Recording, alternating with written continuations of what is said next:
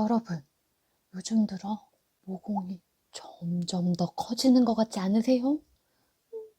오늘 제가 샤샤샥 도움드리러 왔습니다. 안녕하세요, 여러분. 내 피부 왜 이래 할 때 찾아오는 오린입니다.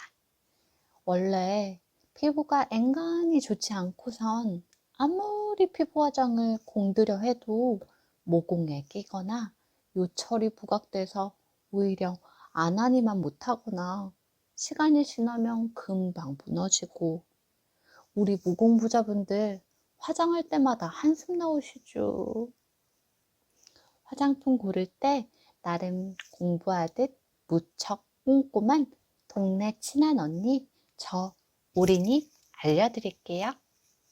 우리가 오늘 알아볼 모공 커버의 주역, 프라이머입니다. 프라이머는 우리가 잘 아는 메이크업 베이스와는 다른 역할을 해요. 우리가 원하는 대로 요철이나 여드름이 패인 흉터, 코나 볼 등의 모공을 커버하고 피부결을 매끄럽게 만들어줘서 그 위에 메이크업이 더 잘 먹히고 오래가게 하는 제품이죠. 완벽한 내 피부를 만들어줄 모공 프라이머를 고를 땐 어떤 걸 고려하는 게 좋을까요? 먼저 내 피부 타입이 어떤지, 내 모공 크기는 어느 정도인지와 성분, 당연히 봐야겠죠? 그리고 어떤 용도로 사용할지도 중요하고, 브랜드와 가격도 살펴봐야 할 필요가 있어요. 피부 타입에 따라 어떤 프라이머를 선택해야 하나 알려드려 볼게요. 먼저 지성 피부는 피지 분비가 많아서 피부가 번들거리고 메이크업이 녹아내리기 쉽죠. 그래서 오일 컨트롤 기능이 있는 모공 프라이머를 사용해 피지 분비를 조절하고 피부를 매트하게 유지시켜주는 프라이머가 좋겠죠? 건성 피부는 피부가 건조하고 탄력이 부족하기 쉽죠. 그래서 보습력이 높은 제품으로 피부를 보호하고 수분을 유지해주는 프라이머를 사용해주는 것이 좋습니다. 내 모공 크기에 맞는 제품을 선택하는 것이 중요한데요. 모공이 큰 경우에는 뭐니 해도 모공을 가리고 수축시켜주는 성분이 포함된 프라이머를 선택하는 것이 좋겠죠? 실리카, 셀룰로스, 디메치콘, 마이크로 크리스탈 등의 성분들은 피부 표면을 매끄럽게 하고 모공을 가려서 메이크업이 오래 지속되도록 도와준답니다. 모공이 비교적 작은 경우에는 보습성이 뛰어난 아이 프라이머 같은 제품을 선택하는 것이 좋아요.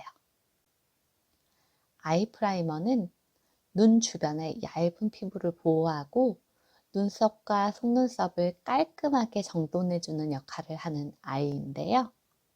그래서 보통 피부를 부드럽게 해주는 실리콘, 보습성이 뛰어난 글리세린, 피부 자극이 적은 세라마이드 등의 성분으로 만들어져요. 그래서 피부를 촉촉하게 유지시켜서 메이크업이 오래 지속되도록 도와주거든요. 그리고 피부 표면을 매끄럽게 해줘서 메이크업이 더 잘 먹게 도와주지요. 앞에서 말씀드린 대로 내 피부 타입과 모공 크기에 따라 맞는 성분들도 다르듯이 모공 프라이머에는 생각보다 다양한 성분이 들어가 있어요. 그래서 혹시 내 피부에 알러지를 일으키는 성분이 들어가 있진 않은지도 꼼꼼히 확인하고 선택하는 것이 좋을 것 같아요.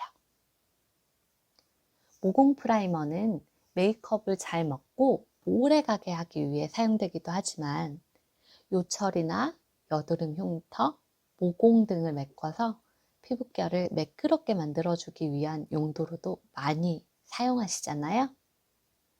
어느 용도에 더 맞게 만들어진 제품인지 꼭 확인하고 선택하시는 것이 좋아요.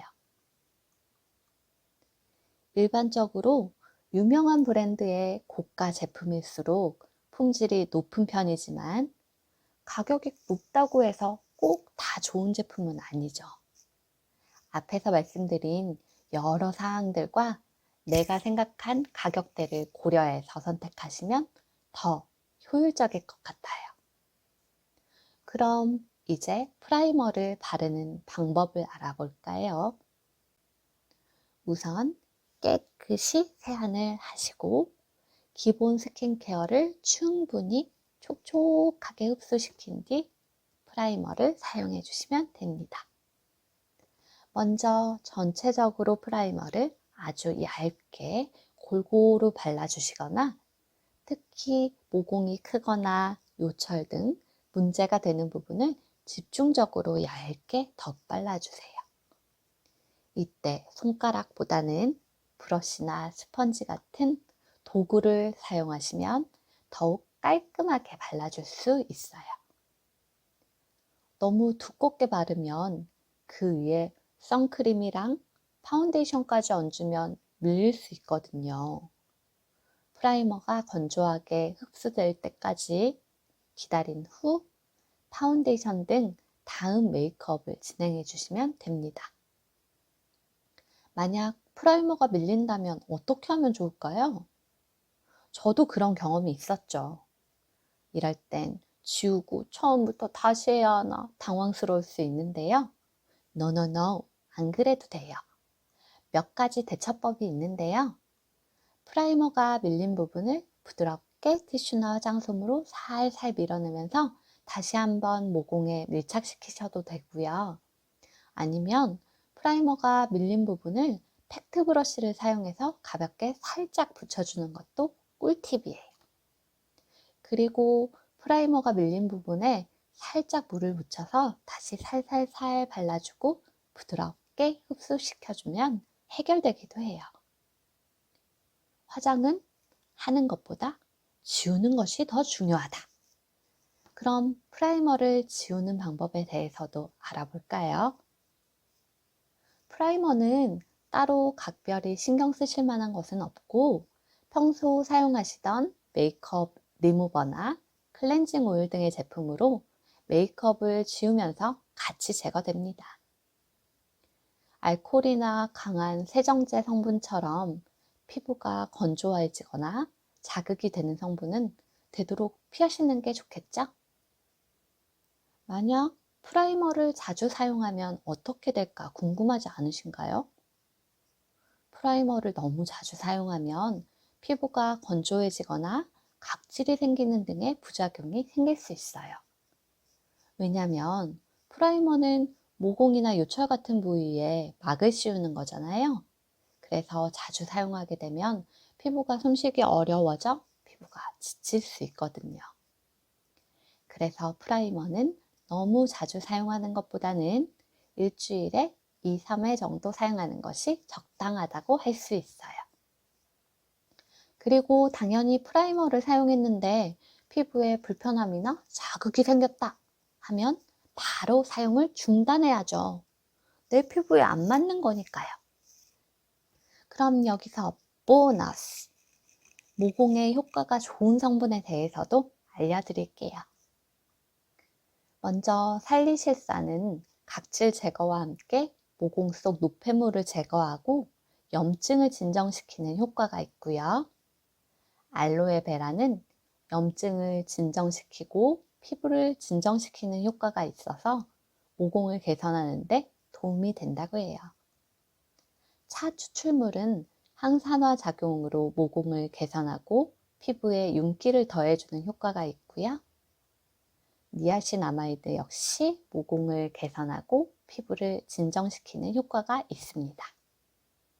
녹차 추출물도 있는데 항산화 작용으로 모공을 개선하고 미백 효과도 있어요. 히알루론산은 주변의 수분을 모아준다고 하죠.